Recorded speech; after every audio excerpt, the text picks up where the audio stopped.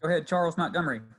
Emmitt, what's it do for you guys when you have someone like Deuce McBride, you're down late, take over when you're down 6 points to kind of just put a surge in you guys? What does that do for you as a team to pump you up? You said Deuce McBride? Yes. Truthfully, it means a lot. I mean, I watched Deuce countless days, him put in so much work in the gym this past summer. I mean, obviously we could see what he was going to be like last year. You know, we got small glimpses, and, you know, we're still getting glimpses of what we want to see him do. But I've seen him put in hours in the gym. So when it comes to crunch time like that, I have absolutely the utmost faith in giving the ball to Deuce McBride and saying, here, make a play. You know, I mean, it's almost like second nature for him. I mean, he's really just a playmaker.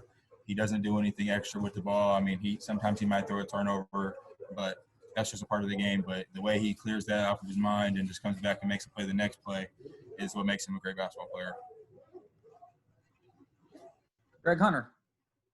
So, Emmitt, walk us through the fast break dunk.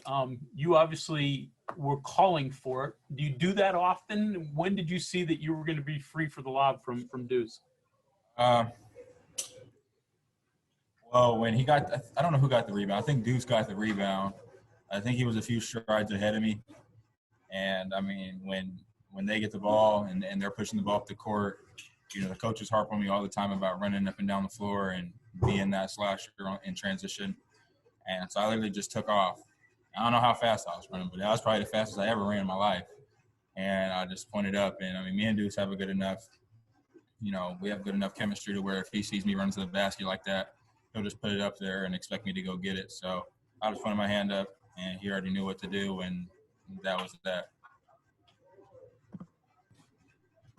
Go ahead, Justin. Hey, Emmitt, if I could ask you about your other dunk.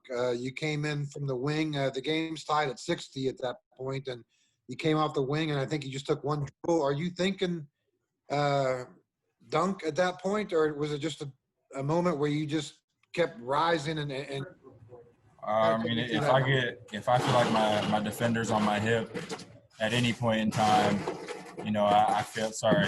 Doc's getting ice in the background.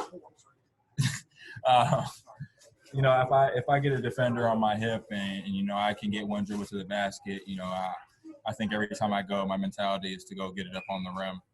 You know, I feel like I've worked on my athletic ability, and you know most of it's God-given. But you know when I have somebody on my hip and I can see the rim, I mean it's usually a one-on-one conversation, and that's kind of where I want to get to. I want to be able to dunk every time I touch the ball, but obviously that's not how it goes. But in that situation, that's just what I got. Okay, we'll go to Cody. Hey, Emmitt. It seemed like the energy really kind of flipped in the second half on some of those key plays. You know, your couple of dunks, Miles hit a three-pointer, stuff like that. Plays like that kind of bring the energy up. How important are they? And I guess just what do they do energy-wise?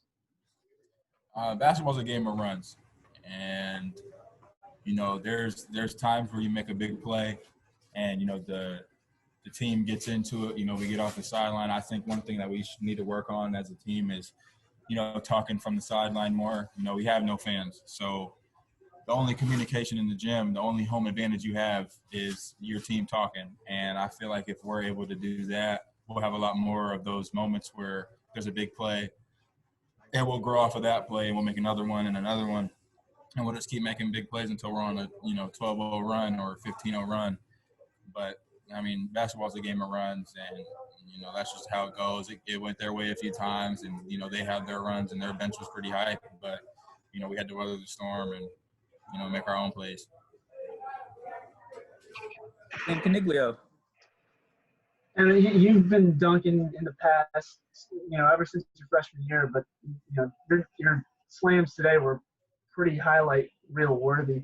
What kind of a boost is that to your confidence when you're able to, you know, get yourself a poster or a fast break alley-oop? I just feel like, you know, when I know I can get to the rim and dunk the ball like that, I feel like I've opened up all the facets in my game.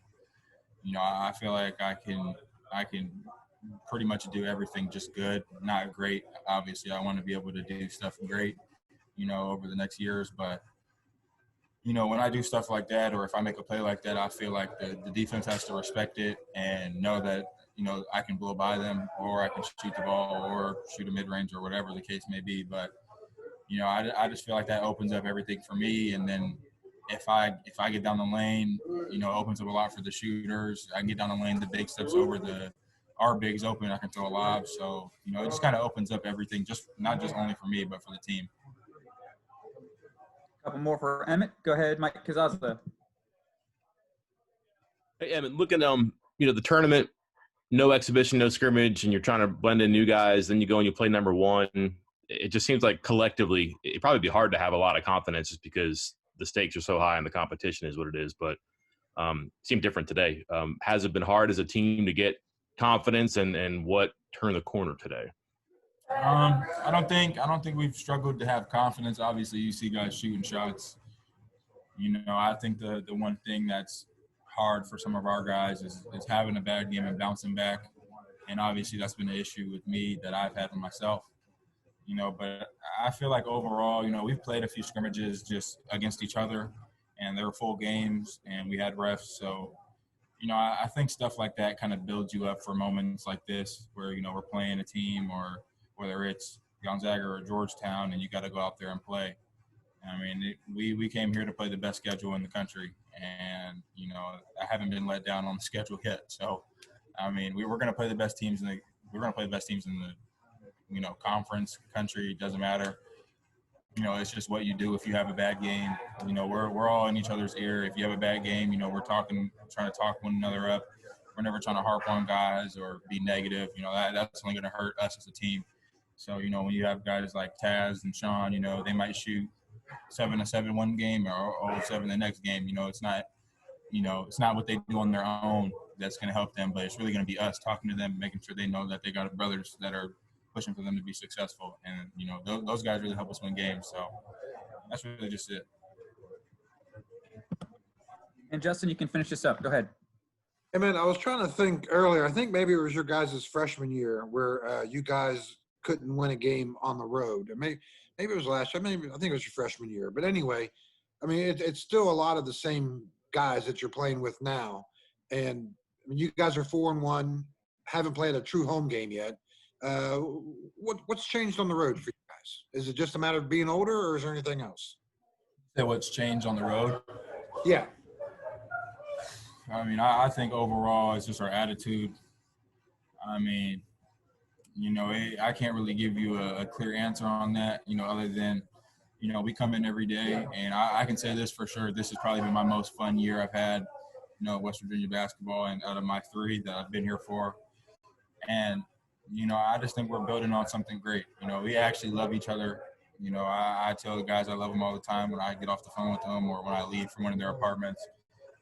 You know, I just think we're really close, and we're a close group, and we don't ever want to see each other fall. So, you know, we're always picking each other up, and I think that's what's really helping us, you know, in these games. You know, obviously we didn't get the one against Gonzaga, but, you know, we learned off that. We built off that. We got one on the road. So, you know, we got a bunch of road games this season. We also got a bunch of home games, and, you know, whatever happens, as long as we don't turn on each other. We just stay positive.